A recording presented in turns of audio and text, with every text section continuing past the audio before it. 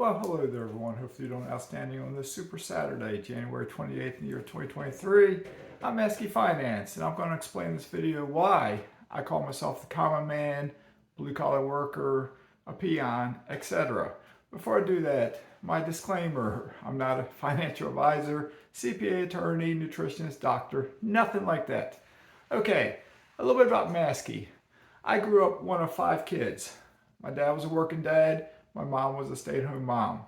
My dad was a firefighter, and he was a paid firefighter, and while growing up, he probably was a volunteer firefighter at, I think at one time, maybe 5 or 6 different firehouses, okay? So he worked a lot. He also had part-time jobs like delivering phone books, back when we had phone books. He painted on the side, he did other stuff on the side. In the fire career, but by the time I joined the Navy and left the house, he was promoted up, he became a fire chief, okay? He retired as such.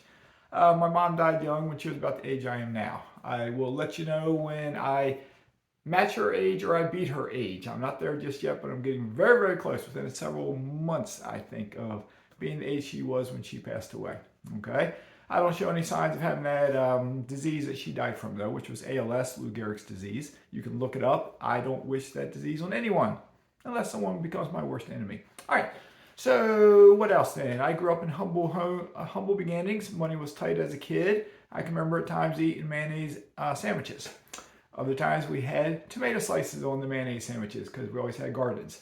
All right. Other times we had bare cabinets because payday was Friday and it was Wednesday.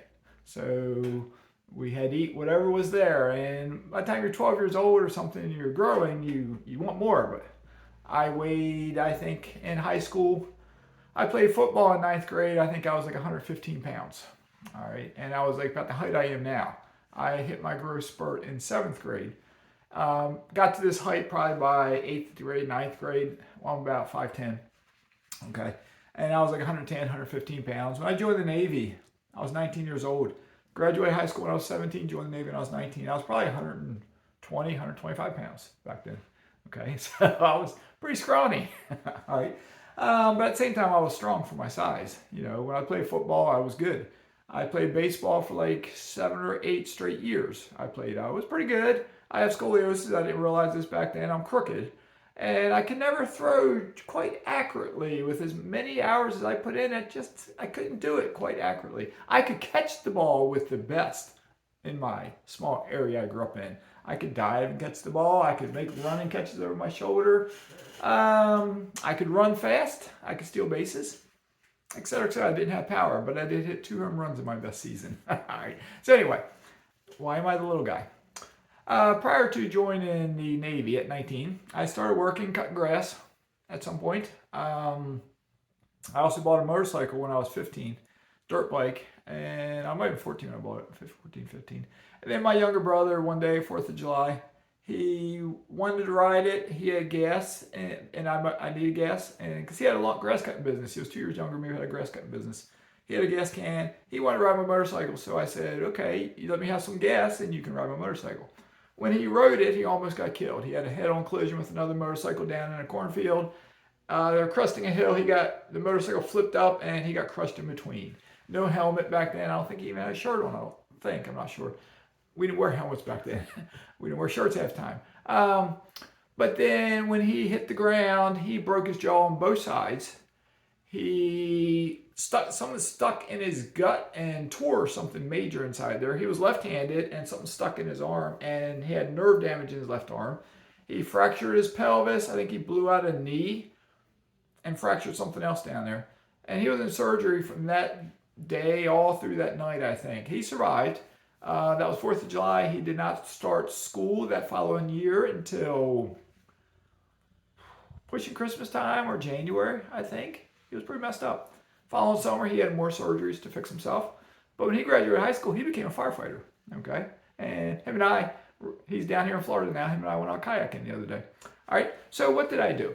I worked, because that changed me as a person. That accident did. It changed me. Okay? I lost my motorcycle too. It was totaled. So anyway, then I bought a car when I turned 16. I was planning to buy a street bike when I turned 16, but I bought a car, which probably saved my life. But then I worked on horse farms for a while. You know, what's a polite way to say it? I dug poop. dug the urine spot, the wet spot. I worked on horse stalls. I worked a rodeo before, leading horses out. I creosoted fences. You ever creosote a fence? Yeah, I've creosoted fences. I cut more grass. I worked landscape. Moved into working landscaping. Cut a lot of grass, planted trees. I dug thousands of holes in my life to plant trees. And it was one day, leaning on a shovel in the mud and the muck, thinking, what? Had a twinge in my back, and I was like probably 17, 18, 19 years old, probably 18 years old. And leaning on my shovel and thinking, what am I doing? I looked around. I was the youngest guy on the crew. We were digging holes. It was muddy. It was wet. It was probably a spring day. Boots were mud covered. We were muddy, not shaven. My hair was down to here. I was like, what am I doing? I just thought that mentally. What am I doing? I can't do this. There's a guy in the group who's probably in his 30s, and it's like, I can't do this for the rest of my life. My back hurts already. And ultimately, it led to me joining the Navy. All right, when I joined the Navy, I was insecure, I was shy, but I had this idea of becoming an electronics technician. And when I went to boot camp, I kept my mouth shut, made it through boot camp. I went to BWE school, basic electricity and electronics. That was self-paced, and I burned my way through that mistake. I should have taken my time and learned it better, but I burned my way through it. Went to ETA school, electronic technician A school. Okay, that was not a self-paced school. That was in classroom. And for the first time in my life, I learned how to study. I had to, because I was scared of rocking out, as it's called. I was scared of flunking out. Every week, kids would flunk out. Kids in higher classes ahead of us would get set back because they failed a module. Other kids get set back a couple times. They get sent out to the fleet, a non-rate. I did not want to go out to the fleet because the rumor was, go out to the fleet, you paint ships. I was trying to get away from manual labor. I wanted to do something better with my life. So I learned how to study. As a kid, I never studied. I skipped so many days of school my junior and senior years, it's not funny. I'm almost embarrassed to tell you, but I don't remember. I got my report cards somewhere in here from back then. I missed, I think, 30, 40, 50 days some of those years. I skipped. And then the days I was there, I skipped a class or two. And my senior year, I only went to 2 classes. So I was barely in school those years. Okay. But I had something up here. There was some gray matter up there. I did read a lot of books growing up. Okay. But then when I joined the Navy, I was insecure. Like I said, I went to ETA school. And going through there, I did study. I buckled down and I studied. And I was trying to become number one in my class. Because if you're number one, you get to pick. If there's 35 kids in the class, you pick first your orders when it's time to pick orders. And you get whatever you want. You get to pick it. If you're number two, you get to pick second. I wanted to be as number one or as close to it as possible. And I was running 3 or 2. I forget exactly where I was. I don't think I would have made number 1, but I was 2 or 3. And one day the career counselor came in the room and he said, looking for 2 volunteers. Mentally, I thought, boot camp. Boot camp, acronym, Navy, never again volunteer yourself. And he told about shore duty in the country of Panama. And I was like, okay.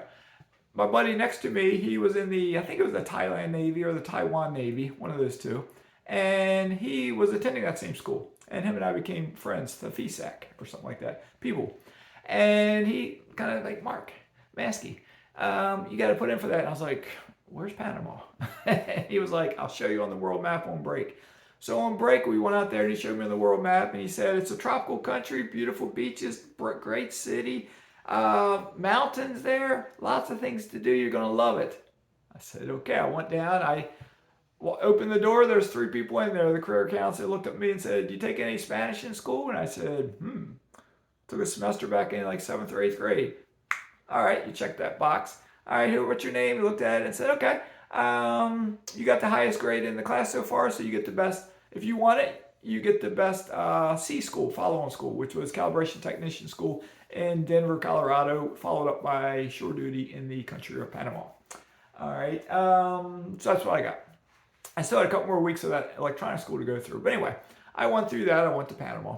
In Panama, I had my mess chief called me in one day and tried to talk me into putting in for the boost program, which was a boost program, getting boosted up into the officer corps. I turned him down. I couldn't do it. I was shy still. I respectfully thanked him. I couldn't do it. I started going to college while in the country of Panama, and I continued while in Puerto Rico, and I got my bachelor's degree. My GPA was something like 3.96. I'm not bragging about it. I'm just telling you it's a fact. Okay. One class I got an A minus in, and that's what they put on the report card, A minus. That's not a 4.0, and that brought my my GPA down. All right. So then, anyway, after I got my bachelor's degree, two different commanding officers called me in, one in Puerto Rico, one in Maine, and tried to talk me into going into OCS. They told me they would give their personal endorsement to go into OCS, Officer Candidate School. I turned them both down. I said, grass was greener on the outside. I wanted to get out of the Navy. All right.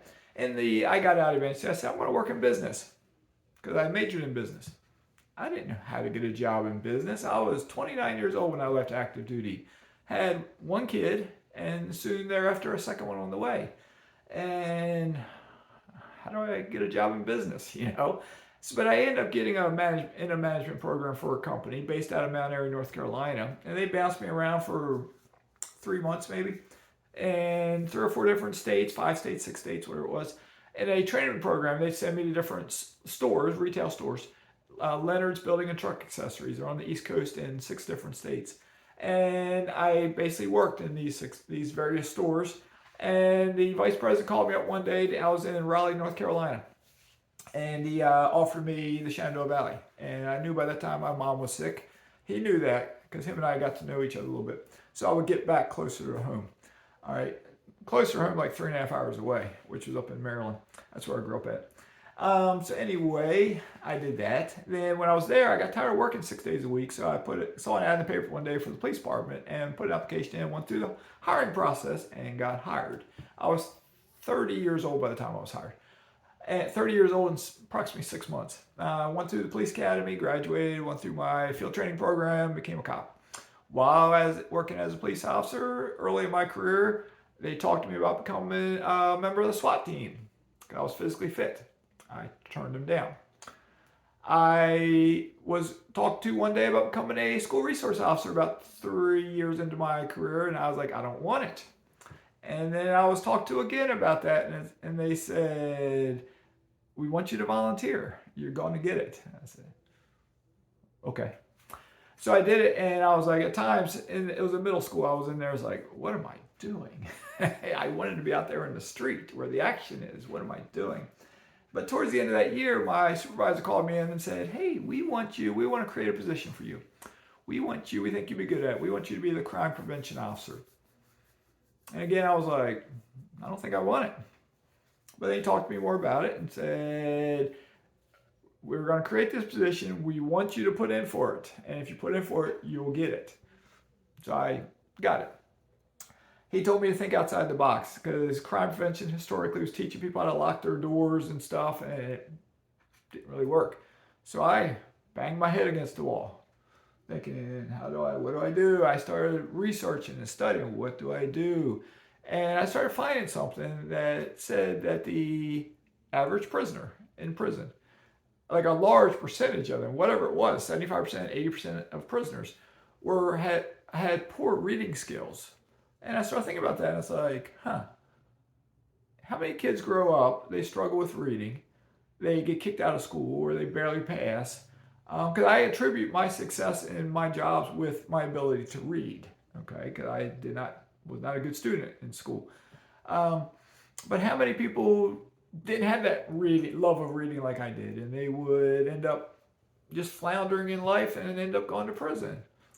According to these studies, a large percentage of them, not 100% of them, but a large percentage of them. So I was like, well, what do I do? So I started it all. I'll put this in a condensed version. I had a publishing company called Townsend Press started donating books to me. Due to being a school resource officer for 1 year, I had connections in that school, so I started going into, I think it was 8th grade classes first, or 7th grade or 8th grade, and handed books out to kids. That first year I gave 10 books to every single student, 200 and some students. I think it was 7th grade. And then the publishing company, I asked them and say, hey, can I follow these kids in 8th grade, hand more books out to them, and then pick up the new 7th graders? And the teachers agreed, and the publishing company agreed. So I started handing books out to 7th graders and 8th graders. And the 6th grade teachers wanted to know if their students could get some books, so I gave some books to them. At the same time, I was talking to elementary schools. I started in one with reading to little kids, reading to students, pre-K, kindergarten, 1st grade, 2nd grade, 3rd grade, 4th grade, 5th grade. Started reading to kids. Went from one elementary school to 4 or 5 elementary schools in the city. When those 8th graders graduated and went on to high school, I followed them over to 9th grade. I followed them into 10th grade. I followed them into 11th grade. Meanwhile, picking up always the new 7th graders, and I kept following them. So by the time it came to an end, I was in 11th grade, 10th grade, 9th grade, 8th grade, 7th grade, and I was reading to 5th graders, 4th graders, 3rd graders, 2nd graders, 1st graders, kindergartens, and pre-K. And it kept me busy. And along the same time, in one year, I met an author, and she bounced an idea off me of something she wanted to do. And I heard that idea, and I ran with it. And it was to have an event in the schools where we invite authors to attend. And we did it. And the first year we did it, we had, I think it was 46 authors attend. Had a best-selling writer, had self-publishing authors, had mainstream authors, little authors, big, different kinds of authors. Held the event in a school. And it was, we had sessions set up with panels, discussions, like three authors on a panel, 4 authors on a panel. We'd have a moderator. I tried to get volunteers. My police chief supported it. He would be a moderator of different talks. And I'd get kids to volunteer, and it was fun, but it was stressful because I was kind of, until we had the event, I organized it all by myself, basically, with the help of a few others, but it was mainly me. And I did that for, I think, 7 years. I brought my boys into it. They were still kids at the time, but I brought them into it as the 7 years progressed. And by the end of the 7 years, they were making announcements for me, because I'd always have the national anthem sung. I'd have somebody come and sing the national anthem to kick the event off at 9:30 in the morning. I'd give the opening statement. My chief would say some words. And then we moved into my son making some announcements and saying some words. And I think my other son doing the same thing. So I tried to get them some experience at doing this. All right, so along the way, I took a test to be promoted, and I made it, and I turned it down. Why did I turn down SWAT? Why did I turn down my promotion? I thought it would take away from me spending time with my kids, so I turned it down. Money wasn't that important to me. I said, I'm investing in stocks. I will survive. So that's what I did. 1999, I started investing in individual stocks because I read a Susie Orman book. I was reading every financial book I could find on how to save money. And in the back of the Susie Orman book, she had a link, fool.com, Motley Fool. I found that site and said, whoa, even the little guy can buy individual stocks. I didn't know I could buy stocks because I always thought you had to be rich to buy stocks. So in 1999, I sold my mutual fund and started buying individual stocks. Fast forward through the years, and in late 2016, both my boys were off to the Coast Guard Academy or in active duty in the Coast Guard by this time. My personal house was paid off in 2015. I started going on some vacations, and I got an idea I wanted to get a rental property. I didn't watch YouTube. I didn't read any real estate books. They'll be in the links below for some books you should read. I closed on my first house in January of 2017. By December of 2020, I had 25 rentals. So January of 2017 to December of 2020, I ramped up to 25 rentals. In December of 2020, I also made my first investment into an oil drilling investment and a mineral rights acreage investment. All right. A couple months later, in March of 2021, I bailed out of Virginia, and I retired from my job in April of 2018 as a police officer. So that was a couple years before that. So then in March of 2021, I bailed out of Virginia and came down here to South Florida. Now we're in January 2023, and I'm thinking about setting sail again. Head south of the border down to Panama to try to live in there for a while. So again, I always say, I'm a blue-collar guy. I'm a peon. I'm the little guy. Mazke's with a small m. It's not a capital M. I'm Mazske Finance. There's no capital letters in Mazske Finance. I'm the little guy. I've never made a lot of money in my life. I made a video a week or 2 or 3 ago. I told you exactly how much money I made. Okay? All right. I try to be humble. I try to be kind to people. I try to respect people. I try to help educate others is what I do. I've learned in life a lot of people don't appreciate when I try to help them. Sometimes when I try to help people, doors get shut because they don't want me to help them. Even on this channel, I've had comments in other videos, and I've been on this channel almost 2 years. I've had comments before, like one time I was like, why should we listen to you because you say you're not a CPA, a financial advisor, an attorney? Why do we listen to you? I don't know. Listen to me if you want. I'm the guy who raised 2 kids. I'm happily married, been married for near 33 years now to the same person. And raised 2 sons who are successful. Both my boys have rental properties. My oldest son's 30. He should have 10 rental properties by the end of the year. My youngest son's 25. He's looking to get his second rental property. All right. I was trying to help people in my mastermind group. I think I helped them about all I can help them, so that's why I don't really participate in that group anymore. I don't think they need me anymore. Okay. Sometimes I debate. I ask myself, do you guys need me either? I have high expectations for my channel, but it's floundering. Okay. So I wonder at times, do I continue this channel? I'm just a human being. Okay. I'm not flashy. I don't drive a flashy car. I drive a 2009 Toyota Camry. We're selling both our cars when we move to Panama. We're not taking anything with us except for 2 suitcases and a book backpack. We're taking our clothing. That's all we're doing basically. And maybe some tea bags and maybe something else will be in there. We'll see. I'll make sure to put a box of something down. We'll see. All right. So I know some of you may look at me sometime and you haven't seen my house per se, but you've seen my pool, you've seen my dock, my tiki hut. I do need to make a video out on that pool deck because I got the pool resurfaced with new waterline tile. Show you what a new surface pool looks like. But you've seen the dock and the tiki hut. Okay. I do my best to never brag on my channel. I do my best to not be cocky. I do my best to remember exactly where I came from and exactly what I've done in my life. I remember standing in the mud. I remember standing in the rain. I remember driving backhoes, sick with a bad cold, long hair, pouring down rain, no hat, no raincoat. I'm soaking wet. It was probably like February or March up in Maryland. It was 40 degrees and rainy. It wasn't cold enough to snow, but it was miserable. And I was out there with the bad cold, but I had a work ethic. It's like had to keep working. I've always had a work ethic. That's why I think I've always kept plugging away in this channel. I realize I don't make thumbnails. I realize that. I don't edit my videos. I know. I don't add graphics in there. I know.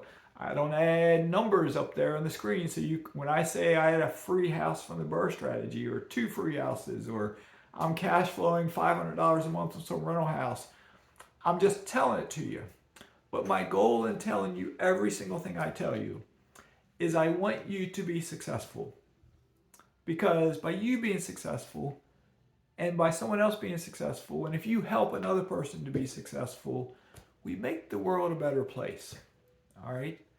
This world needs some help. There's a lot of stuff going on. It's up to us. We're just a small segment of society. But we can each do our part by starting with ourselves to make this world a better place. All right? I'll encourage you. Drink a cup of green tea. Eat a few walnuts. Eat a kiwi. Read a good book. Help someone. Teach someone about investing. And if you got any questions for me, put them below. I always try to respond to all comments. All right. I will be traveling some here soon. I may be a little sporadic with this channel for a couple weeks, but I'll try to make some videos when I'm not here either as well. And I'll show you some different sites, perhaps. And I may have an interview later today. And I don't want to overwhelm my channel with 3 videos in one day. So I may do it tomorrow, but I'm going to make a video telling you about 3 investors. 3 investors that I really respect, that I think you should follow all these three more than you follow me. And I'll tell you why. And I'll tell you who they are. And that'll be coming up maybe tomorrow. If not tomorrow, I'm not sure when, but sometime. Okay. All right, but there will be an interview hopefully later today. All right, so that being said, have a great day. Stay humble. Stay focused. Stay driven. Keep working hard towards your goals, whatever those goals may be.